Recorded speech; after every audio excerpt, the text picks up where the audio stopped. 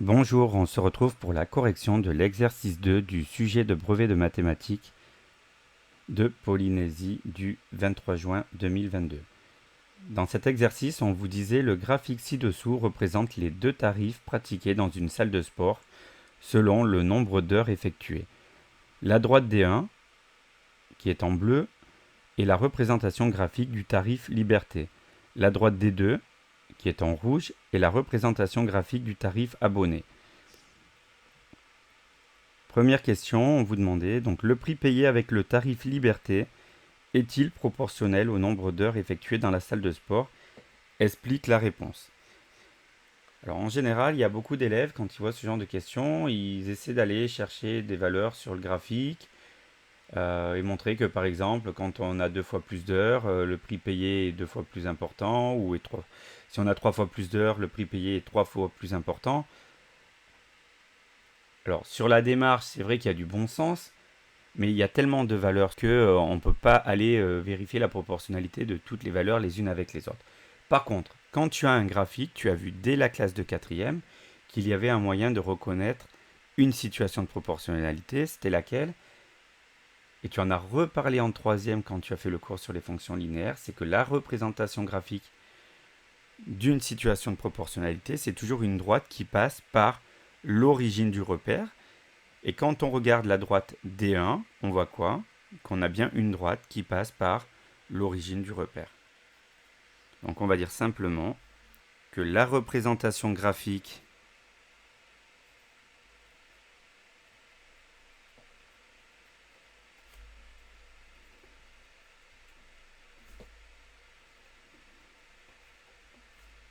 du tarif liberté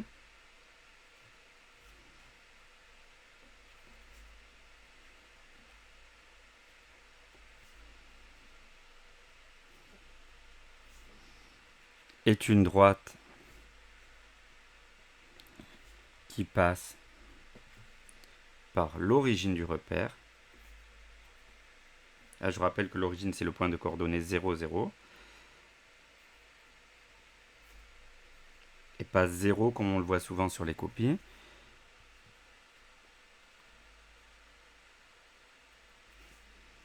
Le prix payé est donc proportionnel au nombre d'heures effectuées.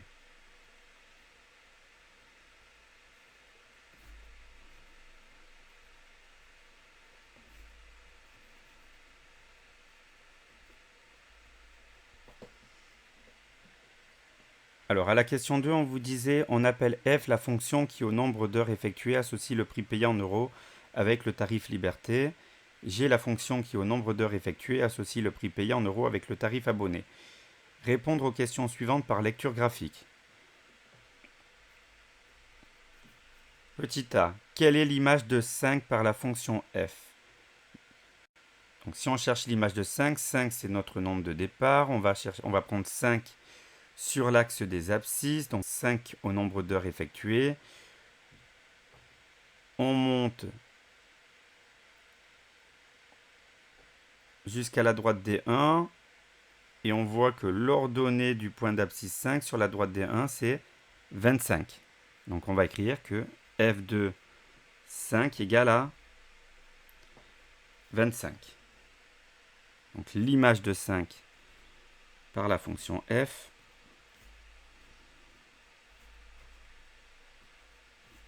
est 25.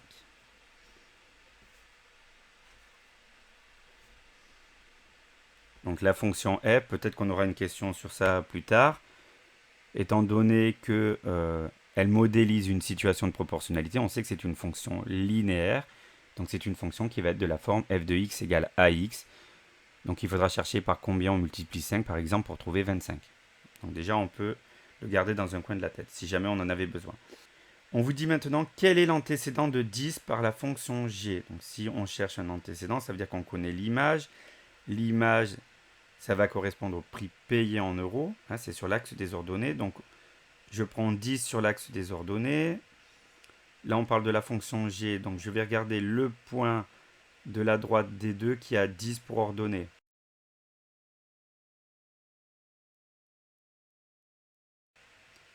Son abscisse, c'est combien? C'est 1.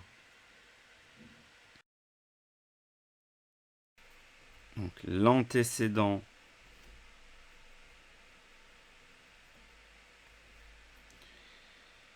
de 10 par la fonction g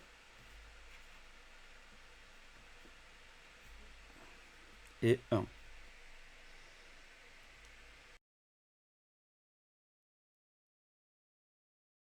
Alors on vous demandait maintenant, à l'aide du graphique, indiquer le tarif parmi les deux proposés qui est le plus avantageux pour une personne selon le nombre d'heures qu'elle souhaite effectuer dans la salle de sport. On voit que jusqu'à 3 heures, le prix payé avec le tarif F est toujours inférieur au prix payé avec le tarif G. On voit que la droite, vous voyez, elle est toujours la droite D1, elle est toujours en dessous de la droite D2. À partir de 3 heures effectuées, on voit que c'est la droite D2 qui est en dessous de la droite D1. Donc le prix payé devient plus intéressant avec le tarif G au bout de 3 heures. Donc on va répondre ça.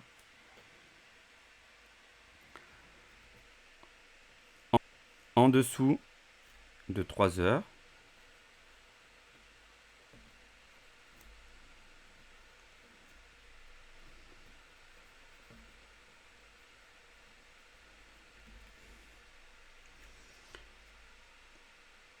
le tarif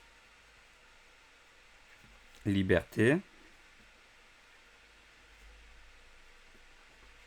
est plus intéressant et plus avantageux. Voilà.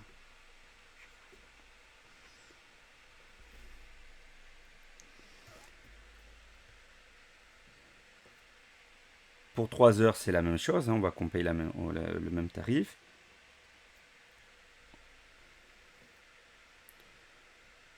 Pour 3 heures, on peut dire que c'est la même chose. Voilà, si on veut vraiment être précis. Pour 3 heures, on paie la même chose.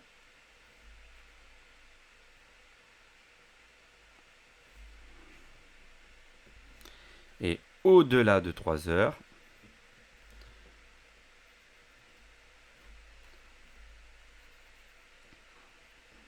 le tarif abonné devient plus intéressant.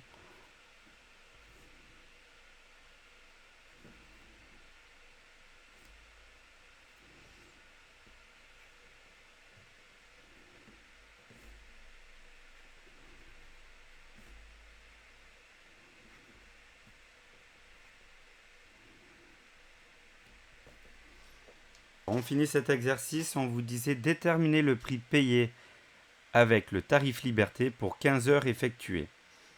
Alors on voit très bien que le graphique, il nous donne des indications pour le tarif liberté jusqu'à 7 heures effectuées. Pour pouvoir déterminer le prix payé avec le tarif liberté pour 15 heures effectuées, c'est-à-dire avoir l'image de 15 par la fonction f, il faudrait qu'on connaisse la fonction f.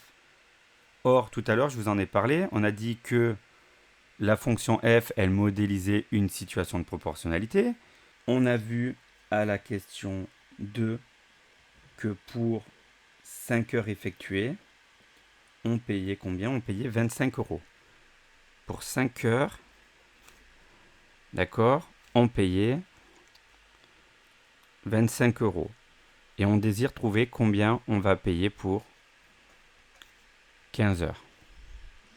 On peut remarquer quoi? Que 15 heures, c'est 3 fois plus que 5 heures. Donc pour trouver pour 25 heures, ben, qu'est-ce qu'il y a? On va payer aussi 3 fois plus.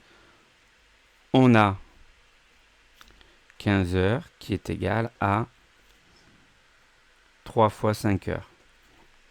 Ok? Puisque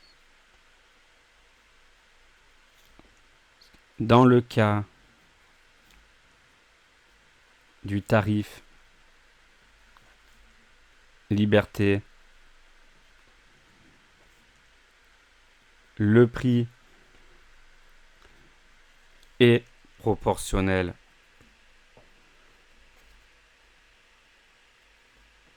au nombre d'heures effectuées.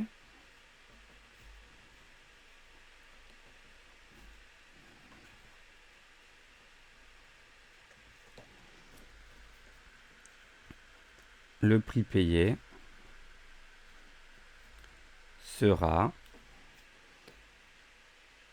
3 fois 25 €, c'est-à-dire 75 €. La correction de l'exercice 2 est terminée.